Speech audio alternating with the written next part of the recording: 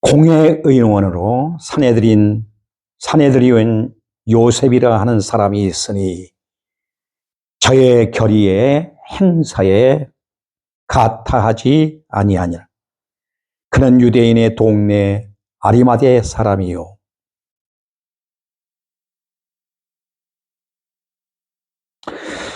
하나님의 나라를 기다리는 자니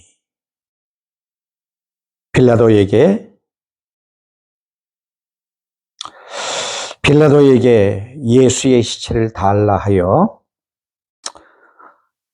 이를 데려다가 세마포로 싸고 아직 사람을 장사한 일이 없는 바위에 판 무덤에 넣어두니 이날은 예비일이요 안식일이 되었더라. 갈릴리에서 예수와 함께 온 여자들이 뒤를 쫓아 그 무덤과 그 시체를 어떻게 둔 것을 보고 돌아가서 향품과 향유를 더 준비하더라. 계명을 주자 안식일에 쉬더라. 아멘.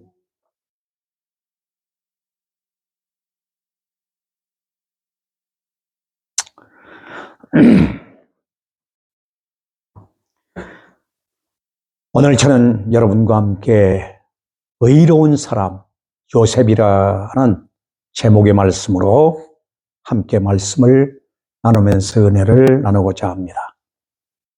본문은 특별히 50절 말씀 보면 공의 의원으로 선하고 의로운 요셉이라 하는 사람이 있으니 하는 말씀으로 시작하고 있는 것을 대하게 됩니다. 3년 동안 예수님께 많은 훈련과 가르침을 받고 사랑을 받았던 제자들은 다 어디로 가버리고 이런 극한 상황에서 공의 의원 중 한 사람인 아리마대 요셉이 예수님의 시신을 가져다가 장례를 지내는 내용이 여기 나와 있는 것을 봅니다. 유대인들에게 있어서 사내들인 공회는 최고의 의결 기관이며 정치, 경제, 종교 각 분야에 있어 모든 것의 최고의 기관이 바로 사내들인 공회입니다. 71명의 회원 중에 한 사람이 바로 아리마대 요셉입니다. 평소에는 드러나지 않은 사람이었지만 이처럼 힘들고 어려운 상황에 용감하게 빌라도에게 나아가서 그 복잡하고 힘든 일들을 감당하고 지혜롭게 처리하는 모습이야말로 참 지혜로운 사람이다 하는 것을 발견하게 됩니다. 또 입으로 말하기보다는 행동으로 보여주는 멋진 성도의 모습이요 제자의 모습이라고 우리에게 귀감을 주고 있습니다. 요셉은 어떤 사람일까요?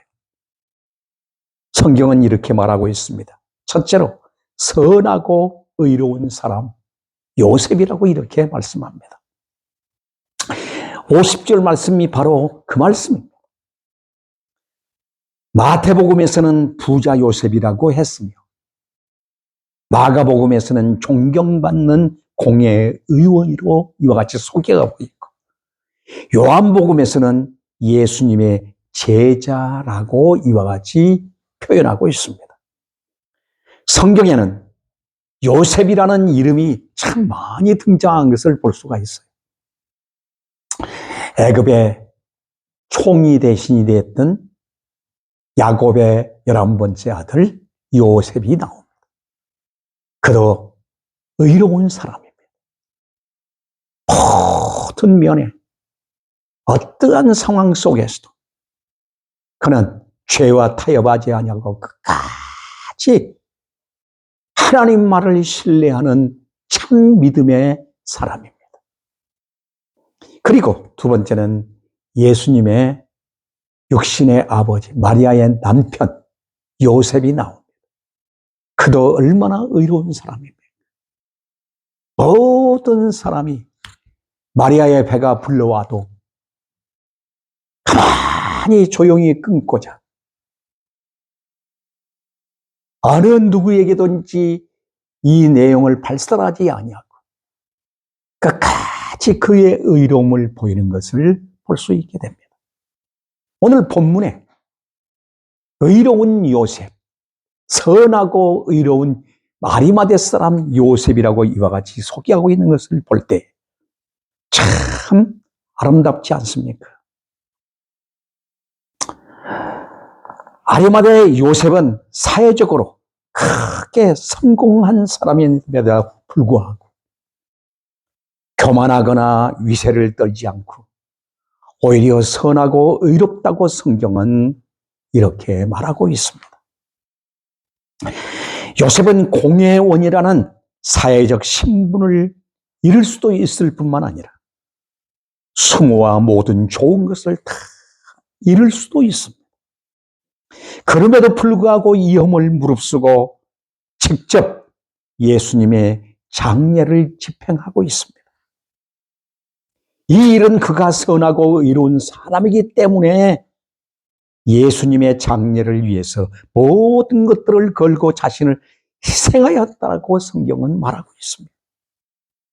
그 의롭다, 선하다 란 말은 철저하게 예수 그리스도의 철저한 믿음, 신앙 위에 반듯하게 서 있다는 것을 보여주고 있습니다.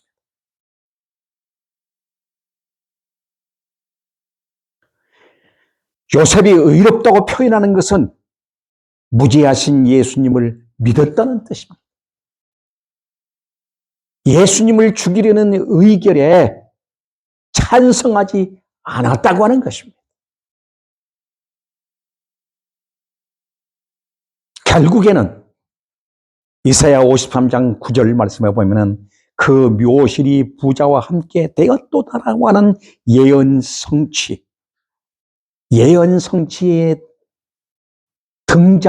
등장인물로 이와 같이 소개되고 있습니다.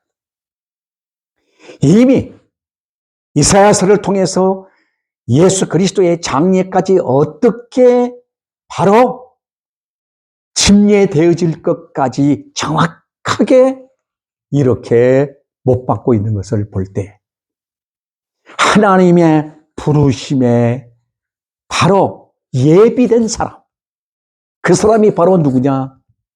아리마대 사람 요셉이었다고 보아지는 것입니다.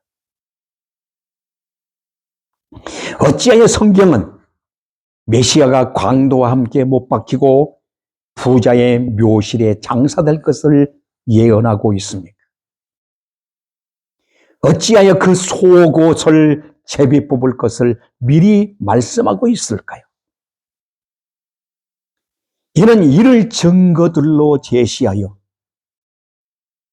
예수님이 진실로 구약을 통해서 언약하신 하나님의 아들 그리스도이심을 증명하려고 주신 표징이라고 보아지는 것입니다. 얼마나 중요한 것입니까? 우리는 지금 선하고 의롭고 거룩하게 살기 힘든 세상에 살고 있습니다. 권모술수가 난무하고 거짓이 온 세상을 뒤덮고 싸움은 이미 이 세상 전체에 걸쳐 전쟁의 전쟁입니다. 수없는 자살 사건, 재물로 인한 범죄가 도를 넘어 지금은 전 국제적으로 이와 같이 재물로 인한 범죄, 테러 사건들은 이루 말할 수가 없습니다.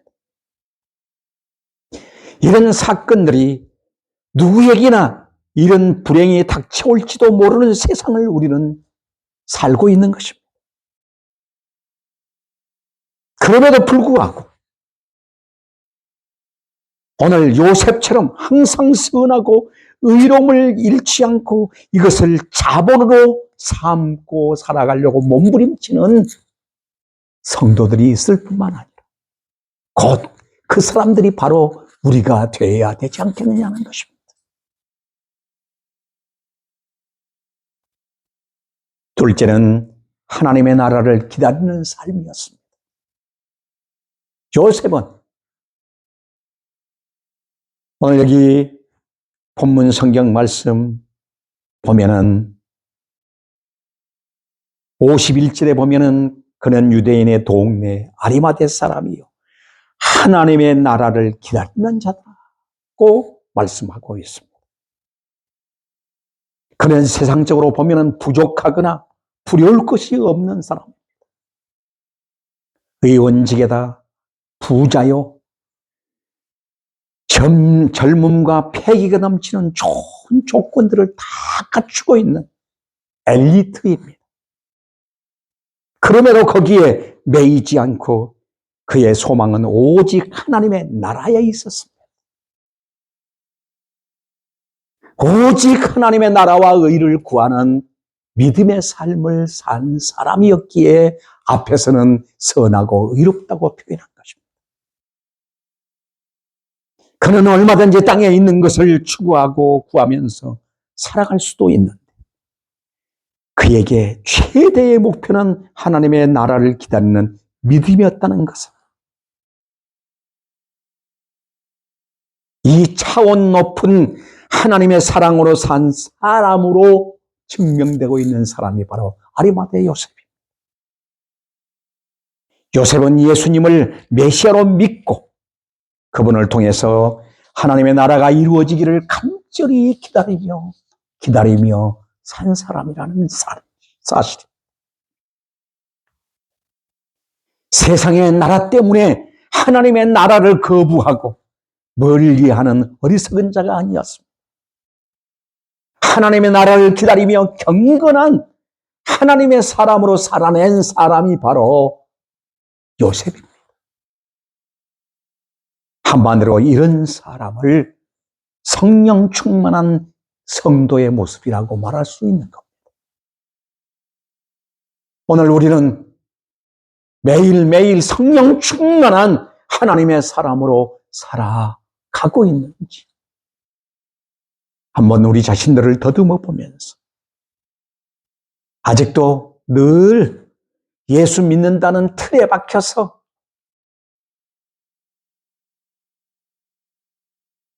여기에 안주하고 있지는 않은지 우리 자신들을 한번 점검해 봐야 할 것입니다. 셋째는 최상의 것을 드림의 삶을 산 사람이 요셉입니다. 52절로 53절. 얼마나 멋진 사람의 모습입니까? 빌라도에게 가서 예수의 시체를 달라. 그리고 세마포로 싸고 아직 사람을 장사한 일이 없는 바위에 판 무덤에다가 예수님을 넣어 장사하게 되는 것을 볼 수 있습니다. 요셉은 평소에 숨어있는 제자였지만 제자들이 다 도망가고 숨어버린 상황에서 감히 총독 빌라도에게 찾아가서 예수님의 시체를 내어달라고 요구한 것은 용기와 당당함을 드러내고 있는 것을 봅니다. 그리고 예수님의 시체를 세마포로 쌌다는 것은 주님을 향한 사랑과 정성을 다했다고 하는 표현을 드러내는 것입니다. 거기에 값비싼 향유를 바릅니다. 그리고 자신의 새 무덤, 이 새 무덤은 대대손손이 가족들의 전체가 다 묻힐 무덤이라고 하는 것입니다. 그런다고 볼 때에 그 가치는 엄청난 것입니다. 그것을 송두리째 새 무덤이라고 하는 것을 예수님을 장례하기에 그것을 기꺼이 드리는 헌신적 사람의 모습임을 볼 수 있습니다. 만약 이러한 요셉이 없었다면 예수님은 일반 죄수들과 함께 어디에 던져져 묻히게 되었을지 모를 것입니다. 당시에 로마는 십자가에 못 박힌 자, 극한 죄수는 장례를 못하게 했습니다. 왜? 그 시체가 새들의 밥이 되고 짐승의 밥이 되도록 그냥 내버려 두었다는 겁니다. 그러나 유대 이 전통적 장례 방법은 아무리 극한 사형수라도 그 시체를 방치해 두지 말고 반드시 장례에 치르도록 이와 같이 법적으로 되어 있습니다. 그래서 유대의 장례법에 의해서 예수님은 장례가 치러진 것입니다. 요셉은 자신이 가진 것을 기꺼이 예수님께 드러내는 헌신적인 모습을 보여준 성도의 신앙의 모습입니다.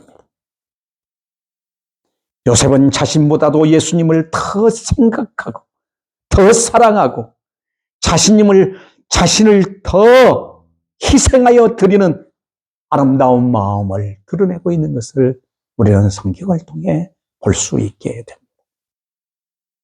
참 믿음.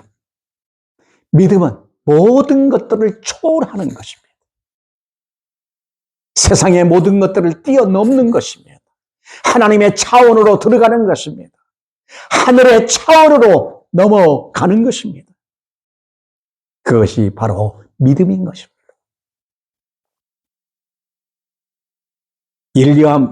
윌리엄 보든이라는 사람의 책에 이렇게 예수님의 가르침대로 살기로 결심하는 헌신의 선교사를 만나보게 되었습니다. 그는 억만장자의 아들이었습니다. 명문대 예일대를 졸업했습니다. 예일대 시절에 영적 부흥 운동을 일으킬 만큼 복음의 강력한 능력에 붙들려 하나님의 부르심이 무엇인지를 알고 산 사람이었습니다. 그래서 그를 갖다가 예수님의 제자라 이렇게 호칭이 붙여졌습니다.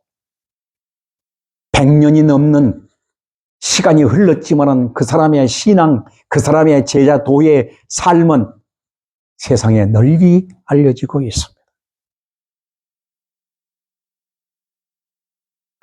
그는 성경책 뒷면에 이렇게 기록해놓고 삶을 살았다고 전하고 있습니다.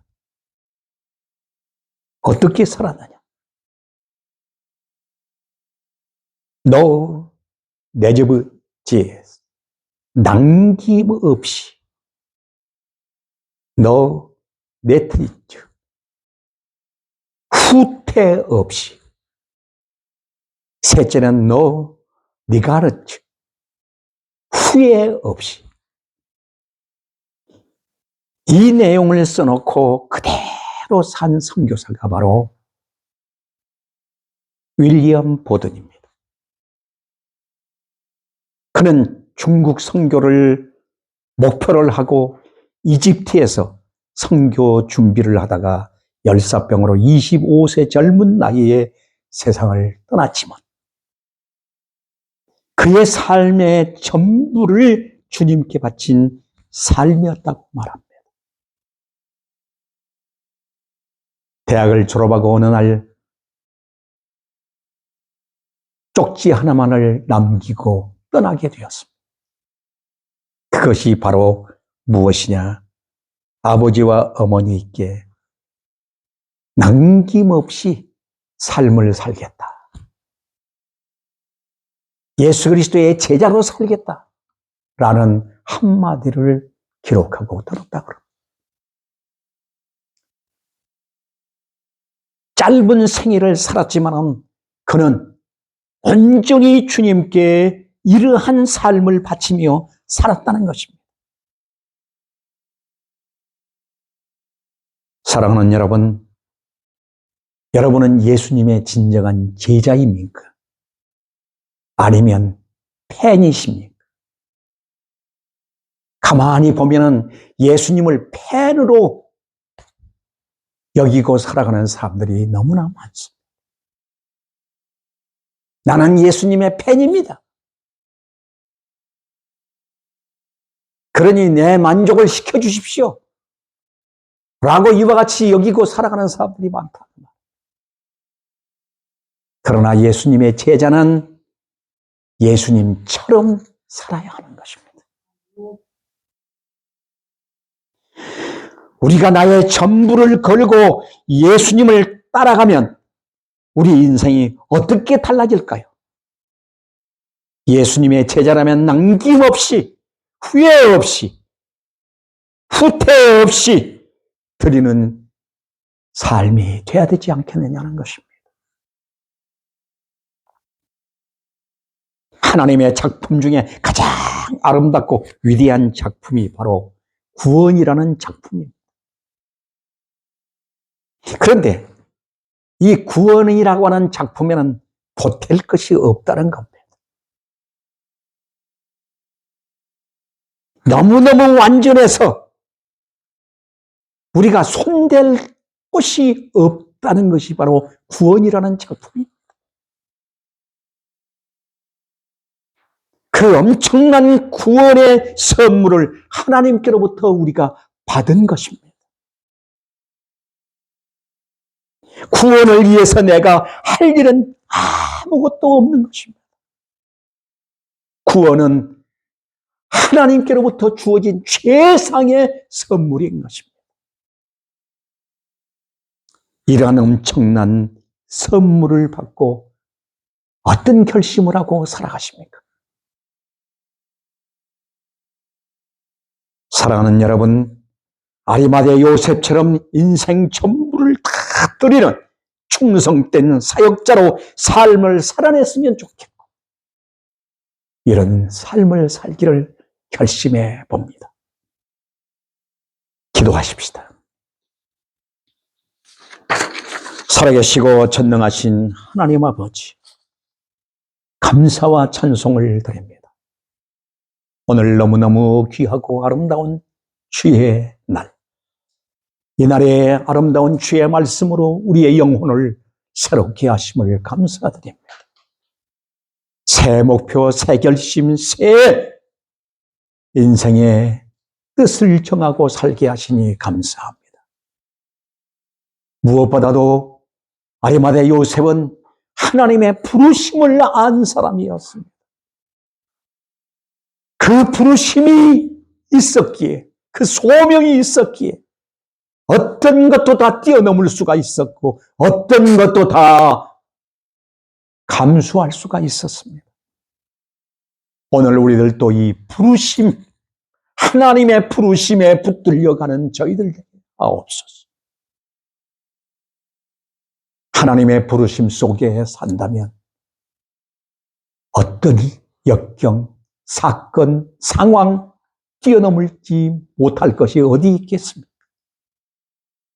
그 부르심 따라 끝까지 그리스도의 제자로 살아갈 수 있는 저희들의 믿음이 되게 하옵소서. 감사드리며 예수 그리스도의 이름으로 기도하옵나이다. 아멘.